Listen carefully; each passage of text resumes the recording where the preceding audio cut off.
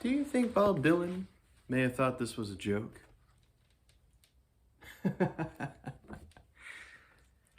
You know what? So many people, you know, that's the one thing. Most people don't seem to care. Is that album right there that I just showed you? Bob Dylan, Self Portrait. It was Dylan's second double album after Blonde on Blonde, of course. And it almost seemed to be kind of like a surprise for most fans, you know. One, one, one of the editors of Rolling Stone magazine blatantly, or better yet, respectively said, "What is this shit?"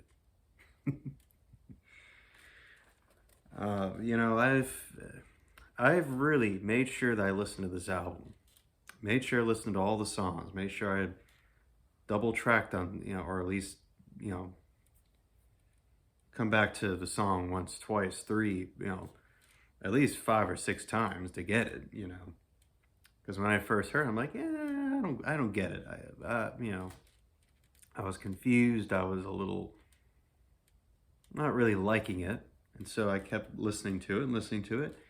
And I don't get why people seem to bash the album. Why people seem to not respect it. Maybe don't have an appreciation for it, or some sort of I don't get why a lot of people seem to not like it, but I don't see why. But I do appreciate the voice of Dylan at this time, 1969 and 1970, because you have first of all the Nashville sessions and the the New Morning sessions from New York, and it's funny to hear to hear this of what Dylan was sounding like in this period of time. Yeah, Self Portrait. There was also, of course, the bootleg from 2013, which I know most fans seem to care more about more than the original Self Portrait. Is another Self Portrait, which contained a lot more of the tracks from the the Nashville sessions and the New York sessions and all that, and the whole Isle of Wight festival. All the songs from the set list. Um, so I don't want to make this a whole big review or whatever. This is gonna mostly just be like a commentary video, to kind of go through, And what I did was here, just to kind of, just simple things, simplify, the tracks or whatever, is I categorize the originals, the covers, and the Isle of Wight tracks. So that's how I kind of simplify things. So yeah, this was released June the 8th of 1970, and went number 4. So I mean, you don't get the hate of the album. It charted well. It went gold, certified gold. 24 tracks total and 73 minutes long. There are four originals that were written by Dylan. A total of 14 tracks that were all covers or traditional songs or whatever, and written from some other folks, and 4 Isle of Wight tracks. I'm not sure which sessions they were brought in, or which sessions most of these songs were recorded. I just know that they were from Nashville from April '69, and New Morning sessions from the April of the preceding year, 1970. So let's go ahead and talk about the songs. What the hell? That's the thing. Why do so many people hate this album? I mean, it's not a favorite album of mine, of course. I mean, it's not ranked high for most fans, and me, of course. But what is wrong? What is wrong? I mean,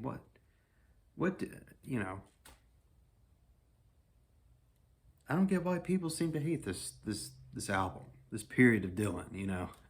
I don't get it. So the first track is All the Tired Horses. You have 3 female singers, 3 background female singers, and they seem to repeat this verse over and over again. All the tired horses in the sun. How am I supposed to get any riding done? Repeated over and over. But as it repeats, you hear more, you get more instruments coming in. You get the strings coming in after the first verse. And after the second verse, there's an acoustic guitar playing, and then there's more strings added in as it keeps going, and it's about 3 minutes. So that's the first of the Dylan originals, All the Tired Horses. And this, of course, has no Bob Dylan in it, but he wrote the song. And then the second original by Dylan is Woogie Boogie, which is a bit of a,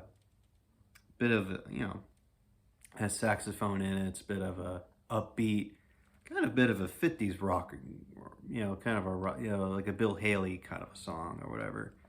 It's instrumental. So, and a lot of people performing, a lot of, you have Albert, Al Cooper on here, Bob Johnston. I think he played an instrument on one of these. I think an acoustic guitar.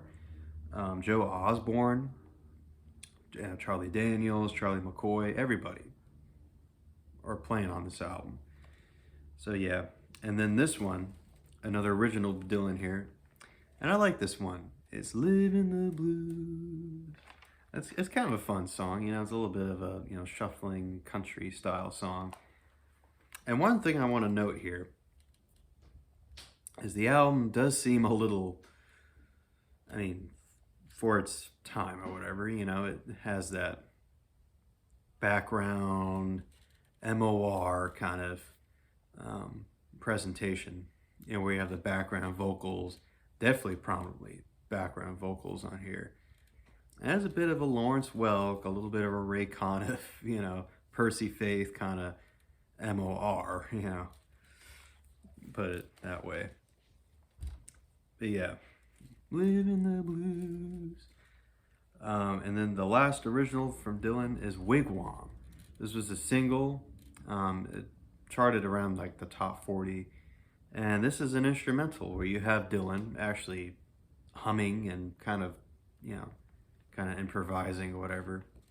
It's kind of a nice song, like the electrics and the kind of the it's almost pretty improvised, the song, And that was the hit on the album.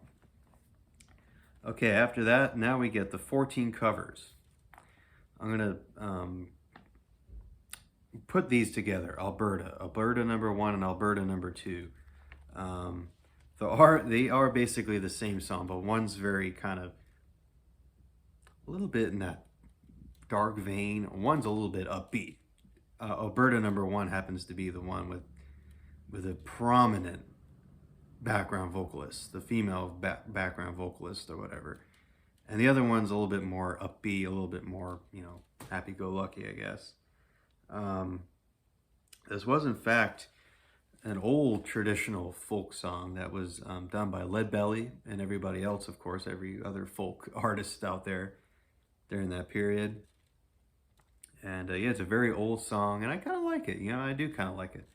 The Alberta number 1 comes after All the Tired Horses, and Alberta number 2 is the closing track on the album after Wigwam. And the next one here is I Forgot More Than You'll Ever Know. I like this one. Cecile Knoll wrote the song, and a couple of other folks had covered the song, of course, an old song.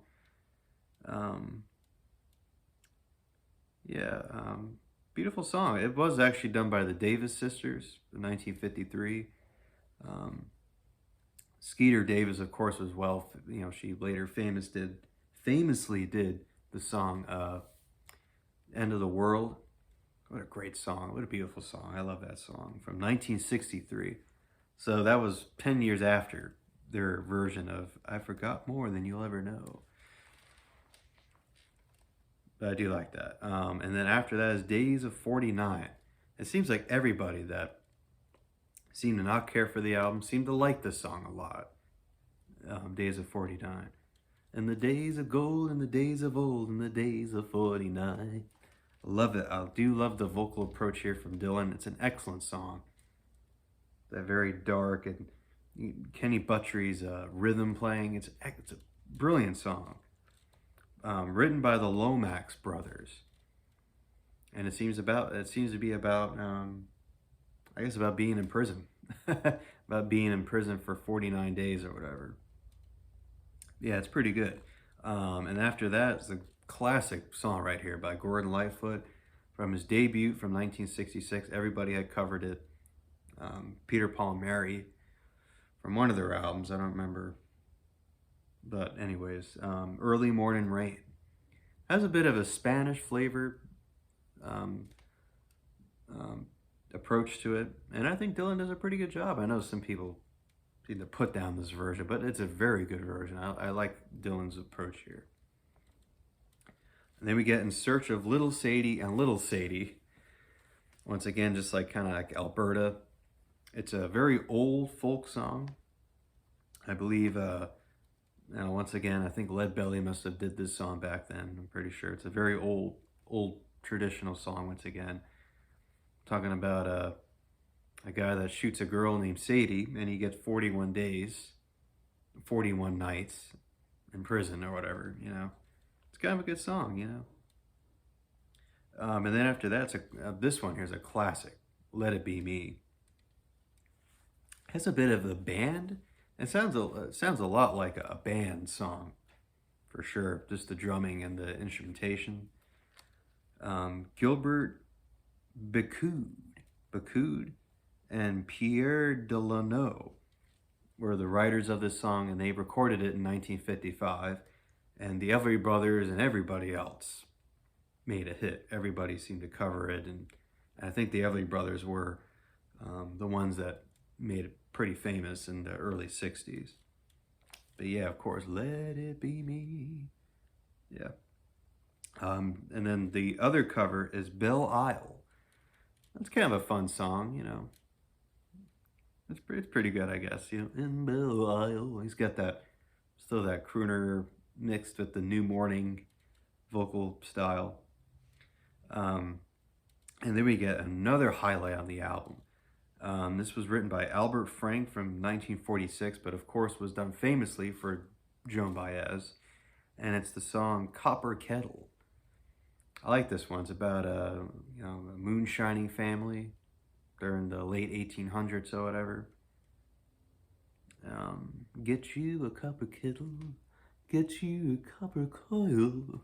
Yeah, the more you boil, whatever the heck he says, you know. And the bums too. I do like the bums background vocals or the backing style, whatever. And then I love this song.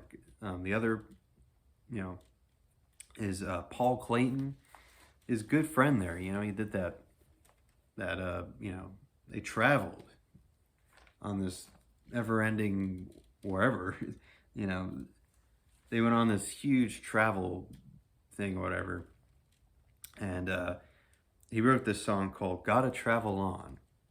It was actually a single by this guy named Billy Graham from 1958. I think it was a #4 hit in that year. And this is a really good song. I like the bass. I think that was done by Joe Osborne, I believe, or Charlie McCoy, or Charlie Daniels, I believe. And it's a really good song. It's a bit of an upbeat, a little bit of a 50s style type song. It's really good. And then we get the old Rodgers and Hart song. Of course, everybody knows this song. Everybody out of their mother had done it. What's their names? The Marcells. They hit #1 with it in 1961. Blue moon, I saw you standing alone. You know, it's got that vocal style. And I think it's a pretty good darn cover of it. Not the best, but it's pretty good. I do like it. You know, everybody. Dean Martin did it, and Frank Sinatra. Wouldn't go wrong, you know. Then we get probably one of the most controversial covers on this album here. And everybody hates this version. And it's The Boxer, the Simon and Garfunkel, the Paul Simon song. And I think it is actually fairly decent. Because you get Bob Dylan's Nashville vocal, mixed in with old Dylan's vocal, and it's very interesting. I have each of the eras of Dylan here, almost duetting, kind of, you know. Except for the lie lies, I don't seem to really get into. I don't seem to buy into that. The lie lies, a little bit lazy, you know. But I mean, it's part of the song, but you know, he adds in more la la's and lie lies, and it's it seems a little, you know, strange, I guess. And then I do like this one here. Take me as I am or let me go. I like this one. Bududex Bryant is the I can't pronounce that first name, but the last name is Bryant. And by the way, he also wrote, that comes after this, is Take a Message to Mary, which was popular for the Everly Brothers, and wrote that song. In fact, he had another brother, and they were called the Bryants, which they wrote that song. But yeah, Take Me As I Am or Let Me Go. Kind of a country style song. I do like it, you know, with the pedal steel. And I do like Take a Message to Mary, about the something about the Lonnie lad. You know, they have some sort of female singer seem to kind of she seemed to reciting the first verse of the song, whatever, and she mentions about the Lonnie lad. That's all I can remember, but it's a really pretty good cover of it, you know. And then after that, It Hurts Me Too, done by Tampa Red in 1940. I think it's pretty good. And that was the last of the covers. It Hurts Me Too. It's a bit of a slower country, you know, wah, wah, wah, wah.